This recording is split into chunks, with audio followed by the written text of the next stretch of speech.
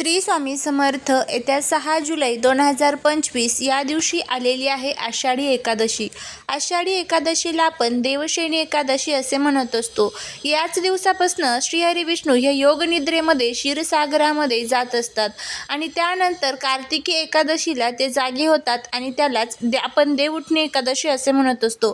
तर या आषाढी एकादशीला आपल्याला गायीची विशेष करून सेवा करायची असते. गायीमध्ये 33 कोटी देवी देवतांचं स्थान असतं. त्याचबरोबर भगवान विष्णू सुद्धा गायीमध्ये निवास करत असतात. गायीची उपासना केल्यामुळे जीवनातील सर्व शत्रू, पितृदोष, दारिद्र्य दूर होण्यासाठी मदत होते. आपल्या मुलांची सोन्यासारखी प्रगती होते. मनातील ज्या काही कठीणातील कठीण इच्छा आहेत तर त्या पूर्ण होत असतात.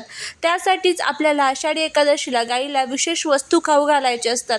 गायीला ह्या वस्तू खाऊ घातल्यामुळे आपले सर्व ग्रह जे कुठेतरी कमजोर झालेले आहे तर ते शांत होतात आणि आपल्याला शुभ परिणाम देण्यासाठी मदत करत असतात. तर आता गायीला कोणत्या वस्तू खाऊ घालायच्या आहेत ते आपण बघणार आहोत. त्यामुळे जर तुम्हाला हा व्हिडिओ आवडला तर कमेंटमध्ये श्री स्वामी समर्थ लिहायला अजिबात विसरू नका, जेणेकरून स्वामींची तुमच्या कुटुंबावरती, मुलांवरती भरभरून कृपा होईल.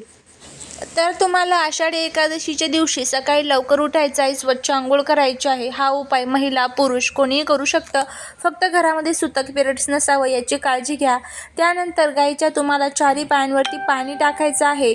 त्याचबरोबर गायीला हळदी, कुंकू, अक्षता अर्पण करायचे आहे आणि एक प्लेट घ्यायची आहे. त्या प्लेटमध्ये तुम्हाला एक विड्याचं पान ठेवायचं आहे, त्यावरती हरभरा डाळ ठेवायची आहे, त्यावरती थोडासा गूळ ठेवायचा आहे आणि गायीजवळ जायचं आहे. हा नैवेद्य तुम्हाला गायीला खाऊ घालत असताना एका मंत्राचं पठण करायचं आहे. तर आता मंत्र कोणता आहे, गायीला या वस्तू कशा पद्धतीने खाऊ घालायच्या याबद्दलची संपूर्ण माहिती जाणून घ्यायची असेल तर खाली दिलेल्या छोट्याशा त्रिकोणावरती क्लिक करा.